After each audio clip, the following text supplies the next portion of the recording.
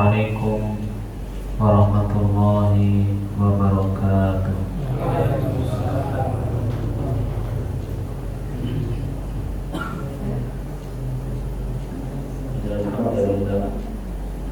Alhamdulillah alladzi bi ni'matihi tatimmus shalihat.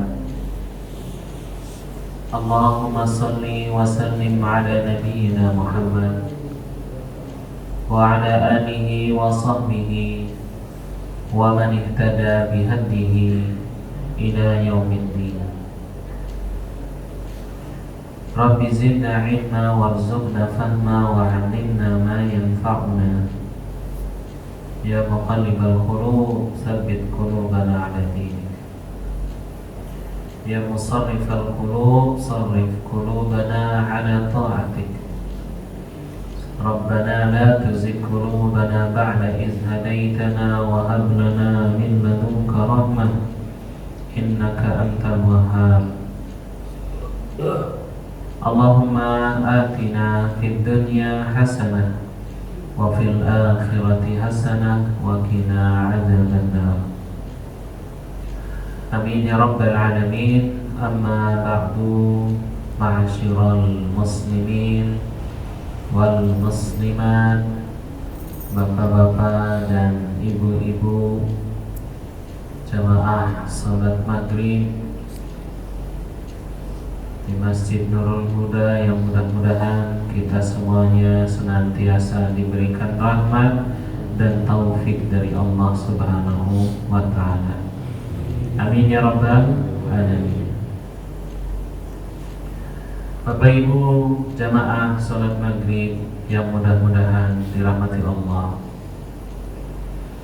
malam ini kita akan mempelajari satu hadis Nabi Sallallahu Alaihi Wasallam, yaitu tentang amal ma'ruf nahi munkar.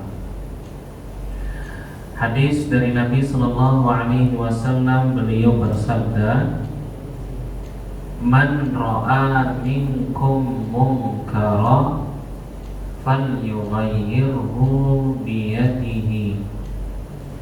Barang siapa yang melihat kemungkaran, maka cegahlah, ubahlah dengan tangannya. Fa illam yastati', kalau tidak mampu dengan tangan, dengan kekuatan, fa bilisanihi, maka dengan lisannya. Fa illam yastati', kalau dengan lisan tidak mampu, fa bilisanihi, maka dengan lisannya. Dan itu adalah selemah-lemahnya kondisi, lemah-lemahnya iman, hanya mampu mengingkari melalui hati. Bapak Ibu jamaah salat maghrib yang mudah-mudahan dirahmati Allah. Yang pertama,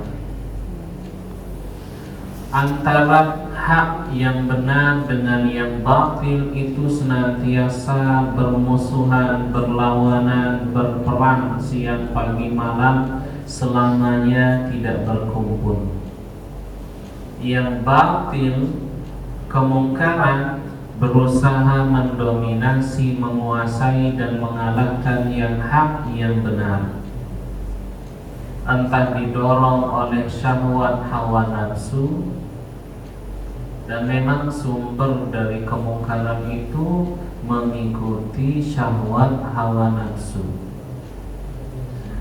Kemudian yang kedua, terdorong karena hubud dunia, kecintaan pada dunia, sehingga orang melawan, berusaha membungkam, berusaha kebatilan itu yang terdorong oleh cinta pada dunia, sehingga dia berusaha melawan, mengalahkan dan membungkam kebenaran al-haq. Sekarang ini orang-orang yang berani seperti di Saudi jamaah, ulama-ulama yang berani, jujur, apa adanya, dia berani menyuarakan kebenaran.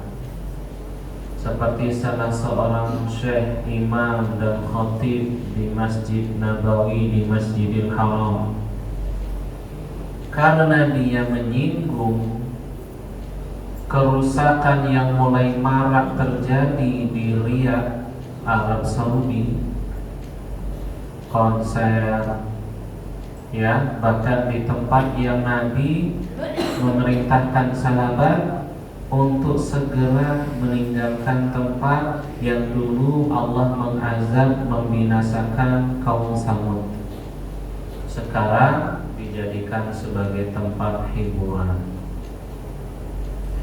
Atau beberapa ulama yang berani mendoakan kebinasaan untuk Yahudi, untuk Zionis, menyuarakan Palestina agar menolong Gaza, kemudian dipenjara. Sekarang kita tahu kondisi Pangeran siapa jemaah? MBS, Muhammad bin Salman, yang akan menggantikan King Salman bapaknya. Subhanallah, semoga Allah menjaga negeri suci Mekah dan Madinah. Sudah mulai ke arah menuju kebebasan, sehingga para syekh, para imam, para khatib yang melakukan nahi mungkar, apa yang disebut dengan budaya, nyatanya menginjak-injak Islam, kemudian disuarakan, banyak yang masuk penjara. Banyak ulama yang masuk penjara, seperti Syekh Muhammad Abdul Aziz Al-Turaifi, Syekh Khalid Rashid, Syekh Ulwan Salman Auda. Banyak yang menasihati penguasa dengan cara yang halus, tetap saja masuk penjara. Jadi nahi mungkar itu ancamannya berat. Yang paling ringan nahi mungkar itu apa? Kehilangan jabatan. Ancamannya apa? Kehilangan jabatan. Kehilangan jabatan sebagai imam, sebagai mufti, sebagai khatib, sehingga banyak yang tidak berani. Orang-orang yang melakukan nahi mungkar ini orang-orang yang imannya benar. Amar ma'ruf nahi mungkar, mengajak kebaikan dan mencegah kemungkaran, Allah memerintahkan kita untuk melakukannya. Dan kita masih menjadi umat yang baik di sisi Allah kalau kita menegakkan, melakukan amar ma'ruf nahi mungkar. Kuntum khaira ummatin ukhrijat lin-nasi ta'muruna bil ma'ruf wa tanhauna 'anil munkar. Kita ini dianggap sebagai umat paling baik, seperti sahabat sebagai generasi paling baik. Kalau kita ingin dianggap sebagai generasi terbaik, maka kita harus satu, amar ma'ruf, mengajak orang pada kebaikan. Dua, nahi mungkar, mencegah kemungkaran, mengingatkan perbuatan dosa. Yang ketiga, beriman. Kalau kita meninggalkan amar ma'ruf nahi mungkar, maka itu bahaya itu tidak hanya akan menimpa pelaku kemaksiatan, tetapi juga hukuman itu menyeluruh menimpa orang yang tidak ikut melakukan kemaksiatan karena diam. Karena apa jemaah? Karena dia tidak mengingatkan. Apakah amar ma'ruf mengajak orang kepada kebaikan kita ini harus sempurna dulu? Kalau kita harus sempurna, kita harus bebas dari dosa, kita harus soleh dan solehah dulu. Kalau kita pernah melakukan dosa kemudian kita merasa tidak pantas amar ma'ruf, maka nggak ada yang amar ma'ruf nahi mungkar jemaah. Ya nggak jemaah? Ya nggak Pak? Kalau kita harus jadi orang yang sempurna, soleh, solehah, sepanjang tahun soleh soleha, senantiasa taat, tidak bermaksiat. Kalau syaratnya amar ma'ruf nahi mungkar harus seperti itu orangnya, nggak ada di Banyumas ini yang nahi mungkar. Karena semuanya punya kesalahan, punya kekurangan. Jadi amar ma'ruf nahi mungkar itu syaratnya tidak harus orang itu sempurna, soleh, selalu taat. Bahkan orang yang bermaksiat dia tetap harus melakukan amar ma'ruf. Barangkali jamaah, sebagaimana setiap amal itu akan menolong dan memberikan syafaat kepada kita pada hari kiamat, maka barangkali jamaah Bapak Ibu disebabkan kita melakukan amar ma'ruf, mengajak orang pada kebaikan, orang itu kemudian menerima nasihat kita sebagaimana Allah memberikan kabar, fadzakir, berikanlah peringatan, inna fa'atiz zikra. Zikra, peringatan, nasihat, teguran itu bermanfaat. Saya zakaru man yaksha. Orang yang takut kepada Allah, nasihat itu bermanfaat, akan teringat, akan terpengaruh, perilakunya terpengaruh, hatinya akan terketuk karena dinasehati orang lain. Walau mungkin pada saat mendengar nasihat, dapat nasihat, hati rasanya nggak suka, ya nggak jemaah? Rasanya kita itu nggak pantas dinasehati dan dikasih saran, ya nggak? Kadang kita pribadi kita begitu jemaah, ya nggak Pak? Ya wajar ya, namanya kita manusia, ya. Apalagi punya uang, apalagi punya jabatan, apalagi punya kedudukan di tengah masyarakat, tiba-tiba ada yang menegur, nasihati, hati kita itu ada rasa-rasa gak nyaman, gak suka, itu biarin aja itu ya. Tapi tetap saja nanti teguran, nasihat itu akan memberikan dampak, memberikan sentuhan yang bisa merubah seseorang dari amalnya tidak baik menjadi baik. Itu amar ma'ruf nahi mungkar. Barangkali jamaah, auzubillah, mau masuk neraka, nggak jadi masuk neraka. Karena apa? Orang yang dulu pernah kita tegur nasihati, awalnya amalnya tidak baik, kemudian amalnya menjadi baik, disebabkan orang itu yang mendapat nasihat kita dan mengamalkan nasihat kita, dia bisa menolong kita, jemaah, bisa menolong kita. Sehingga apa? Kita berharap walau kita tidak baik, walau kita tidak sempurna, tapi kita tetap melakukan kewajiban amar ma'ruf nahi mungkar. Sehingga apa? Kita berharap syafaat dari orang-orang yang pernah kita nasihati bisa menolong kita. Ini jemaah, ya. Sebagaimana dulu Nabi bermimpi ada seorang yang hendak dimasukkan ke neraka, tiba-tiba ada yang menolongnya. Amal yang dulu pernah dia kerjakan, dia lupa pernah melakukan amal itu. Apa itu? Amar ma'ruf nahi mungkar. Setiap amal yang kita kerjakan itu bisa memberikan syafaat kepada kita di akhirat nanti.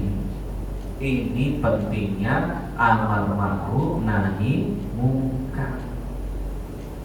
Apa yang terjadi kalau tidak ada yang berdiri melakukan amar ma'ruf, atau yang dilakukan hanya amar ma'ruf saja, mengajak pada sabar, kepada syukur, ya, kepada ikhlas, kepada ridha, mengajak kepada sholat, mengajak kepada berbakti.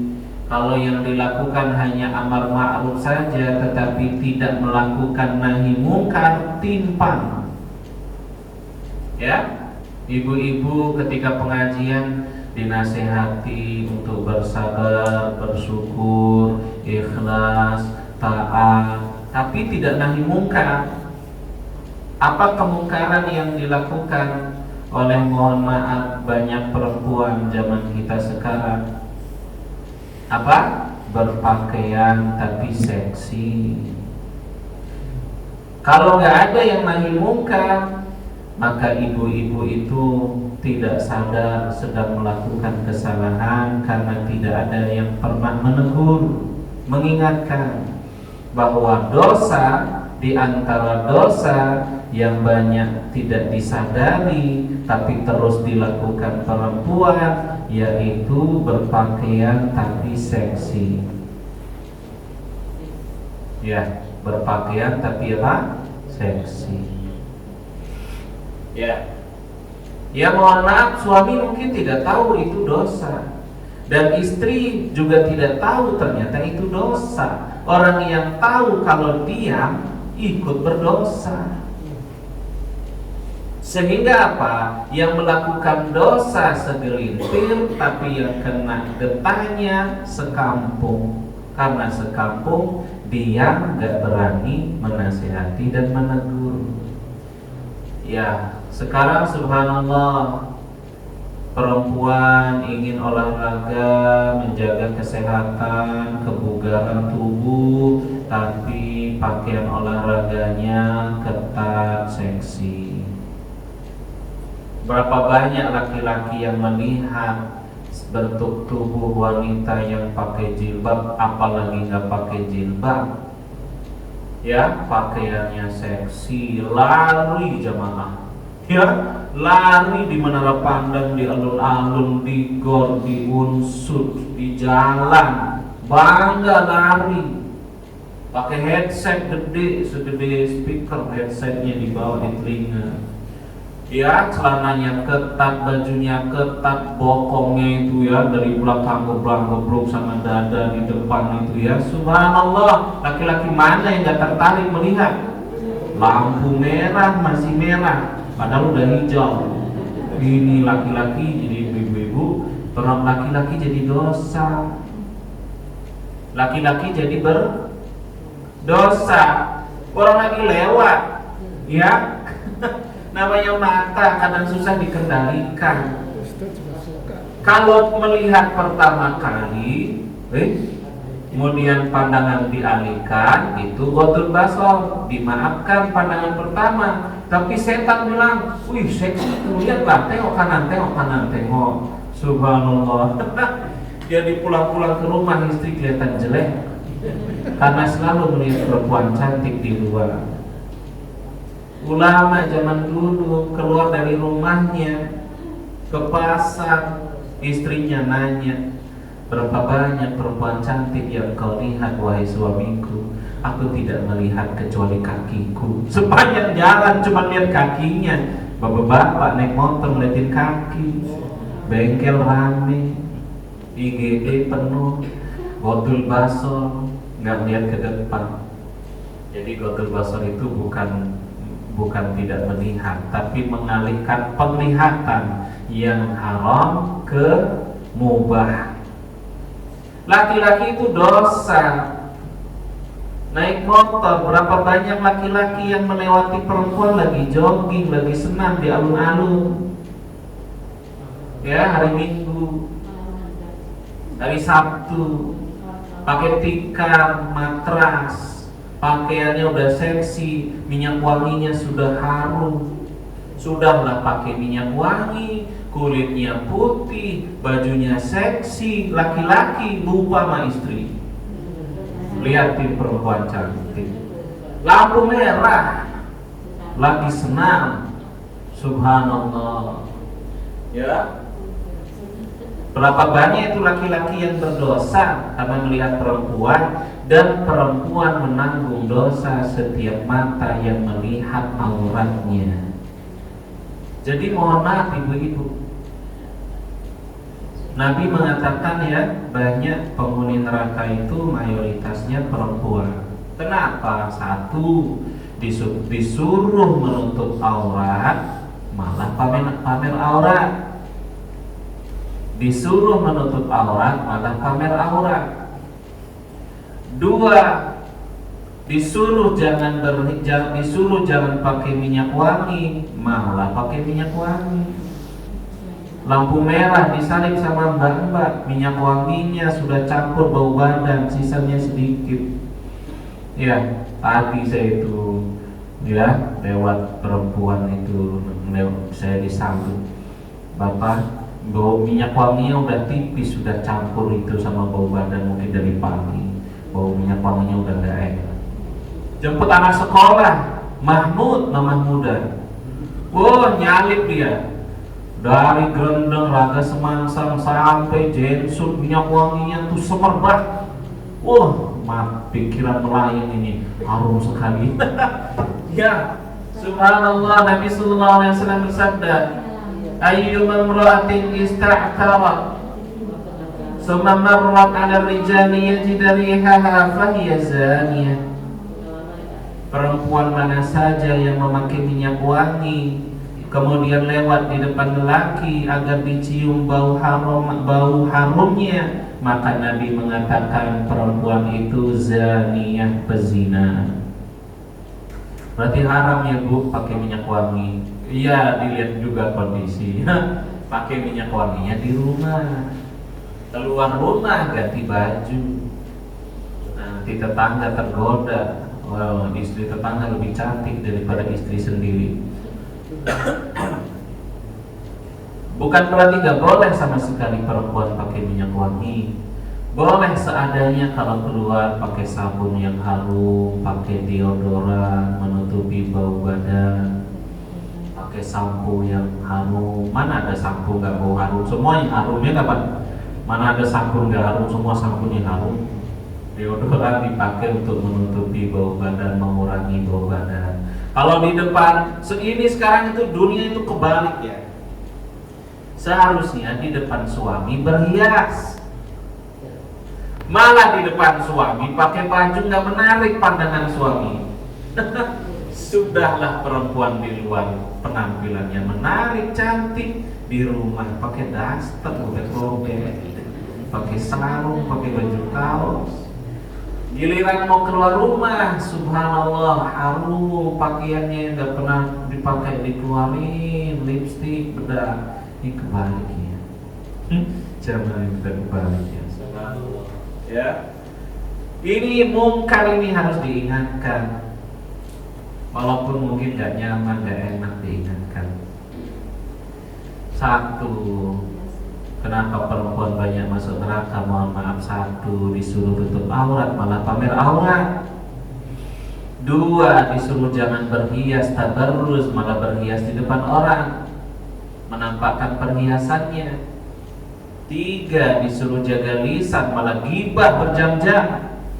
Zaman dulu gibah di rumah tetangga, sekarang banyak kafe. Pesan kopinya 25.000, udah habis tadi, 3 jam yang tadi udah habis, tapi cerita nggak habis-habis. Gibahnya nggak habis, subhanallah. Makanya ya mohon maaf, apalagi kalau sudah berumur jamaah, apalagi kalau sudah berumur, itu sudah mulai mengurangi pergaulan dan interaksi sosial. Sudah mulai mengurangi apa? Pergaulan dan interaksi sosial. Karena semakin kita sering interaksi dan bersosial, apalagi dengan tetangga yang teman yang sukanya gibah, wah kecebur kita itu ke gibah.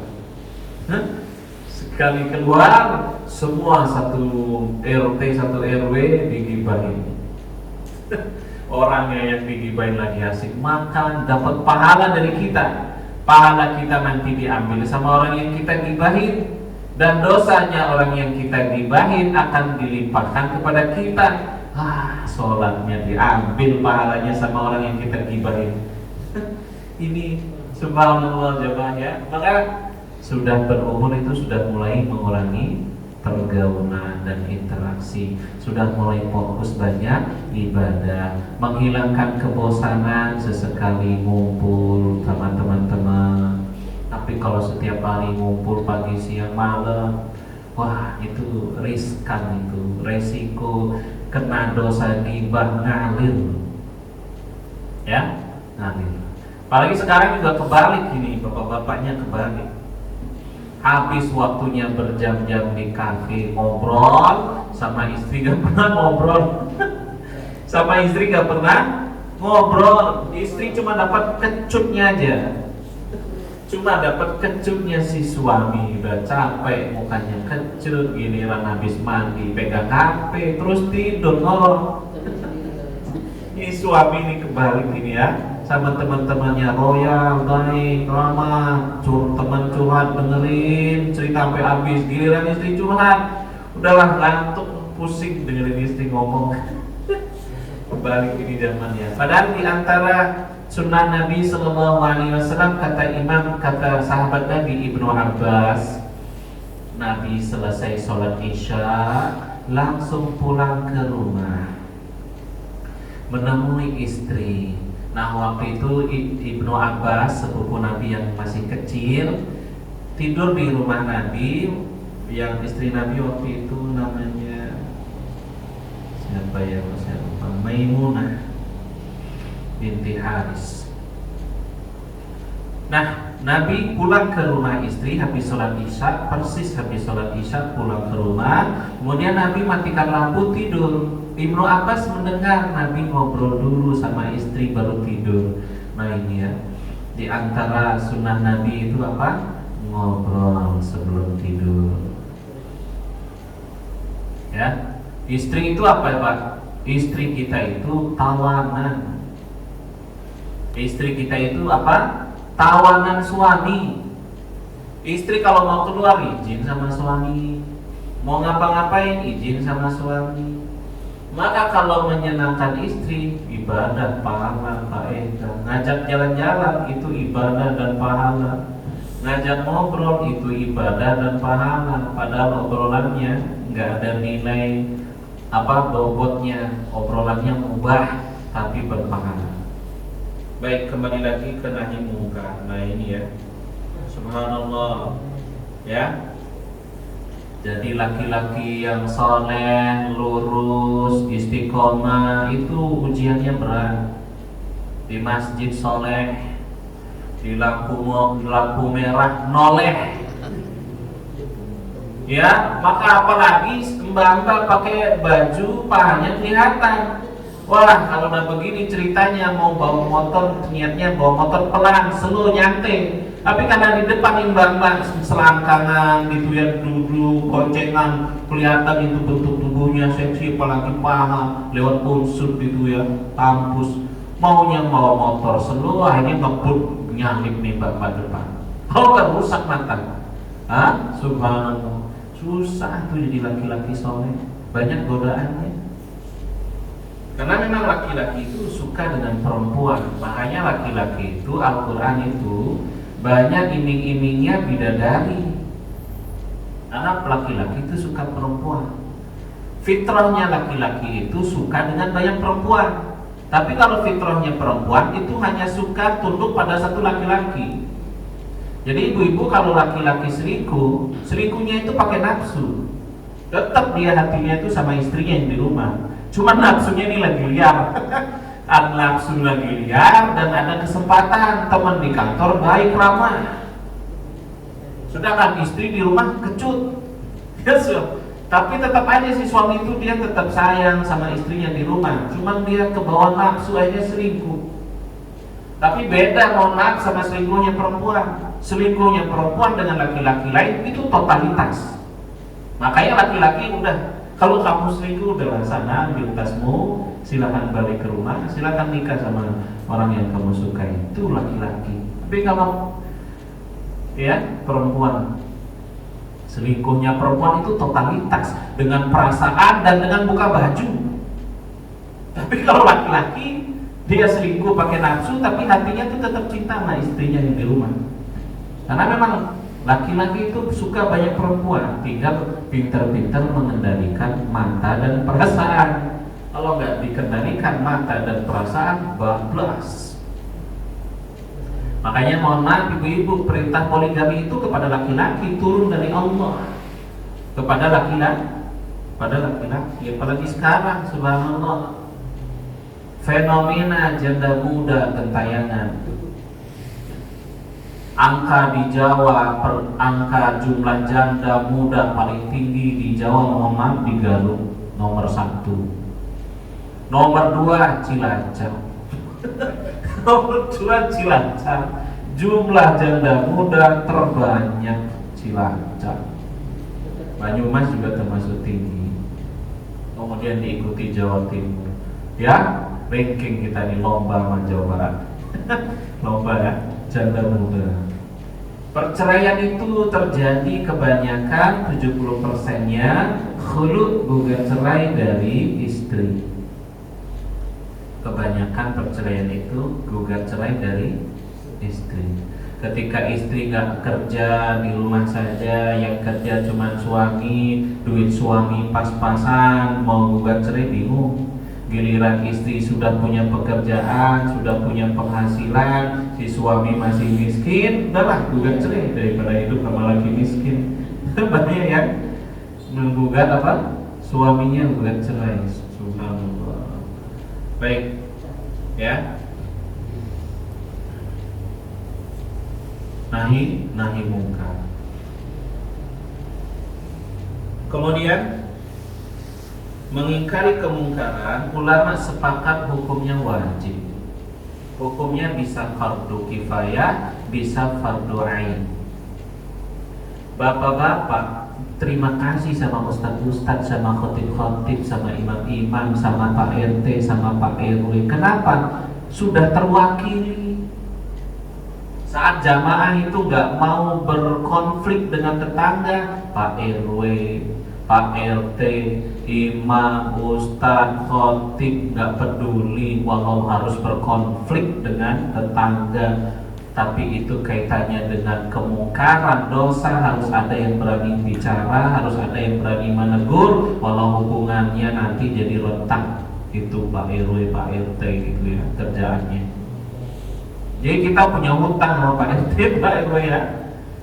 Kita hanya bisa melaporkan ke Pak RT, Pak RW, ke Tamil. Di sini ada, mohon maaf, janda muda sering dimasuki oleh laki-laki.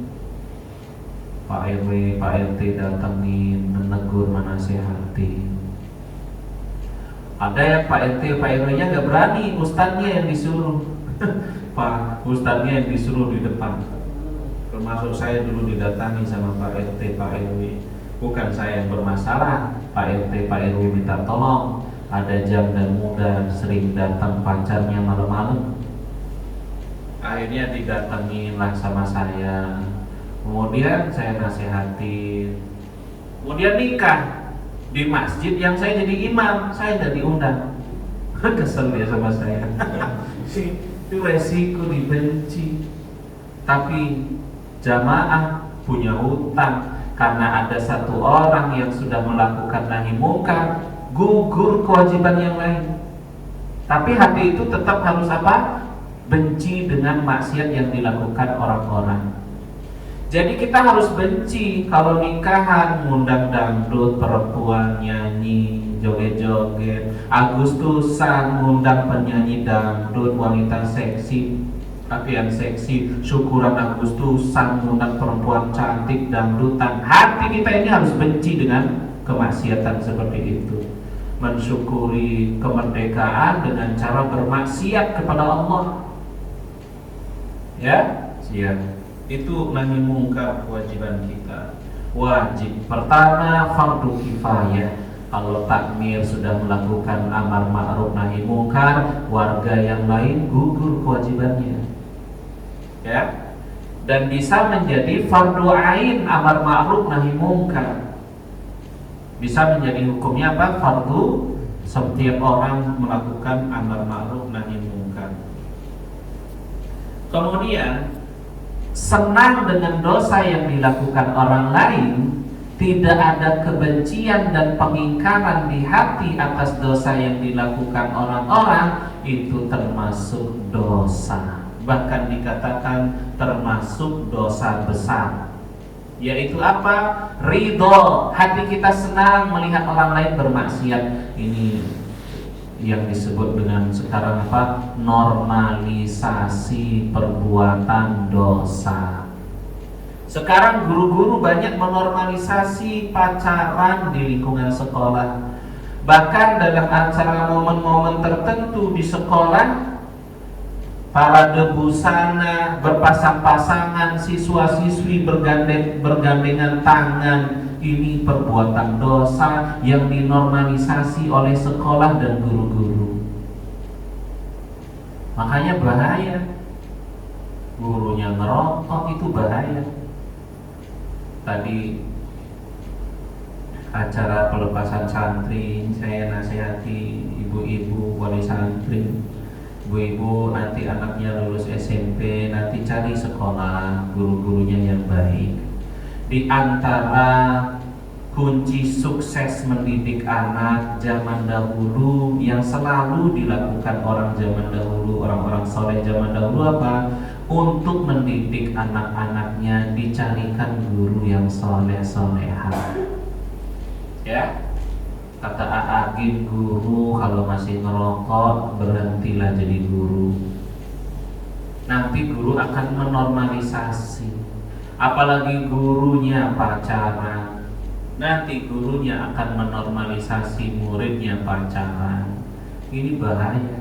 Siapa yang tidak mengingkari, membenci dosa yang dilakukan orang lain, bahkan dia ridho, maka itu termasuk dosa, bahkan dikatakan termasuk dosa besar. Ketika orang-orang saleh diam, tidak mau nahi mungkar, maka yang binasa bukan hanya yang segelintir yang melakukan dosa, tapi semuanya kena getah, kena azabnya. Jadi nahi mungkar itu apa? Seperti naik perahu, naik kapal. Nabi memberikan analogi seperti menaiki kapal perahu.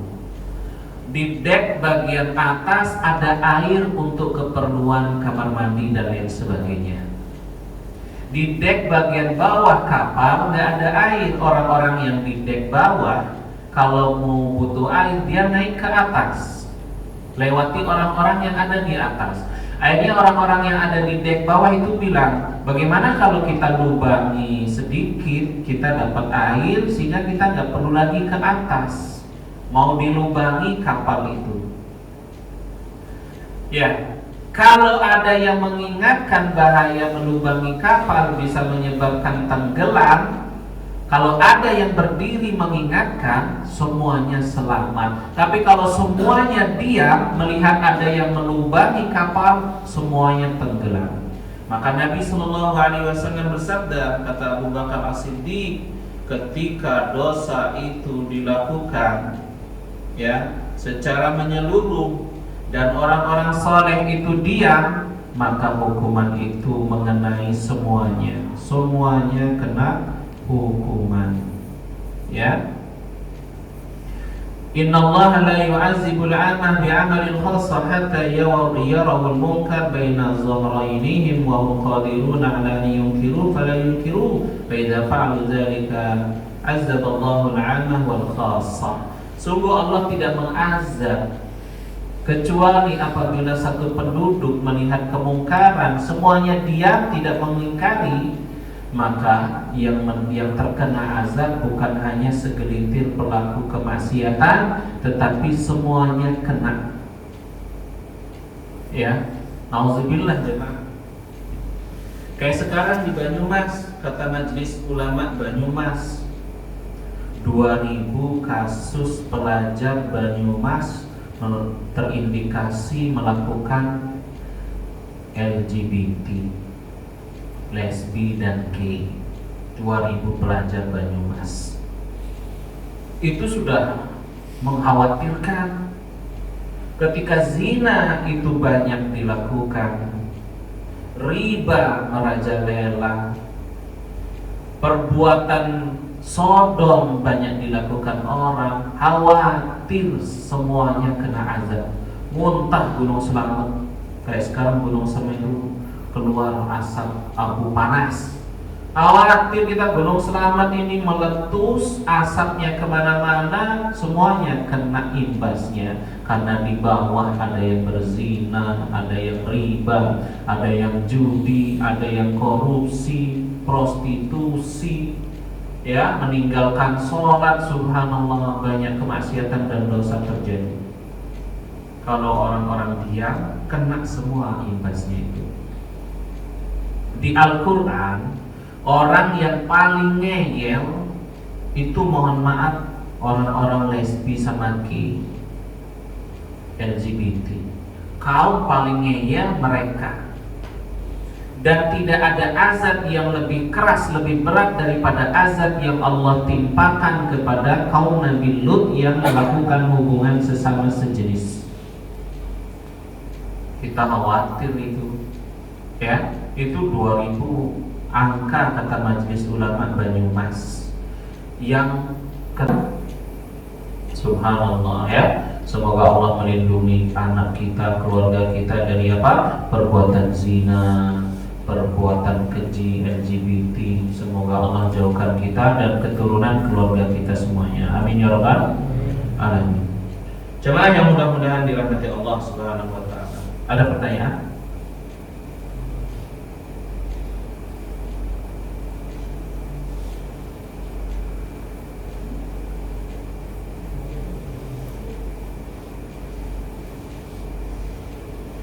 Jadi Pak Ustadz bilang riba kalau di BSI Bangsa Islam itu riba ya dalam deposit.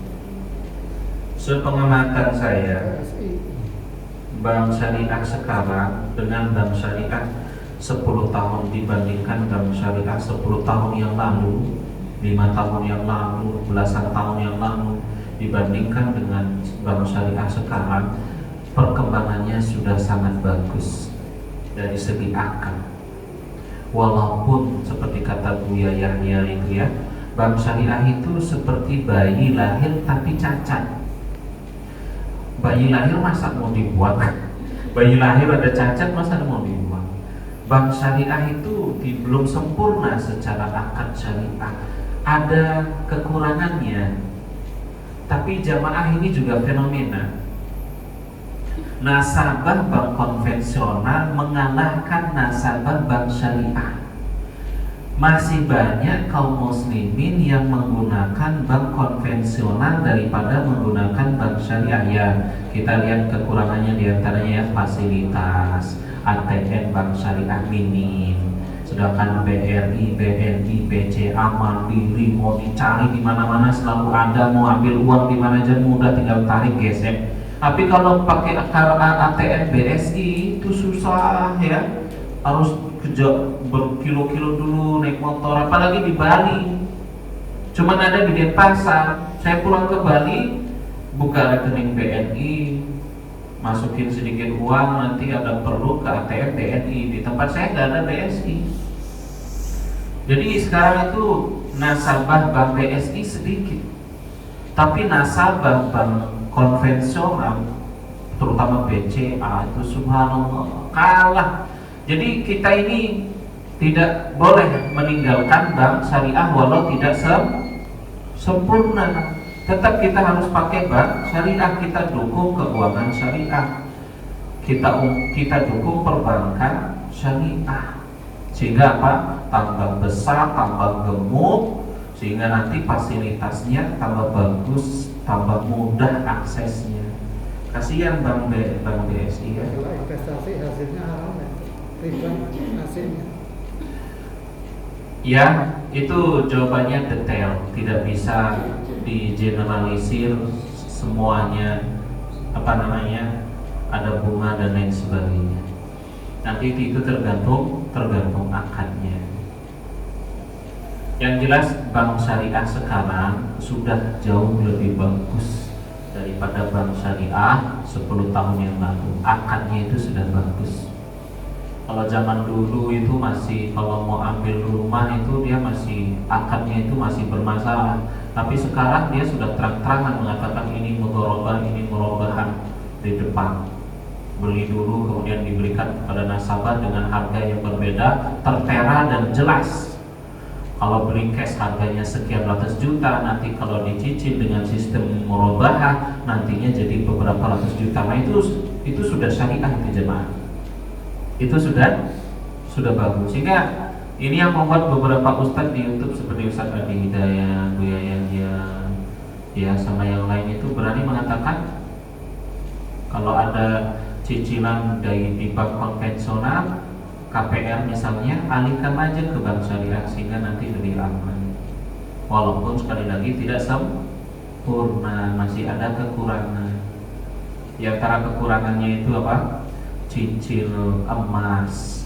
Ini masih belum benar di bank syariah, cicil emas. Makanya saya heran, Nabi melarang beli emas dengan cara cicil, tapi kok bank syariah masih membuka jasa cicil emas. Ini Dewan Syariah, ustadz-ustadz di Dewan Syariah ini gimana? Ini nggak ngerti saya itu ya. Ya mungkin saya yang awam, kurang ilmunya itu ya.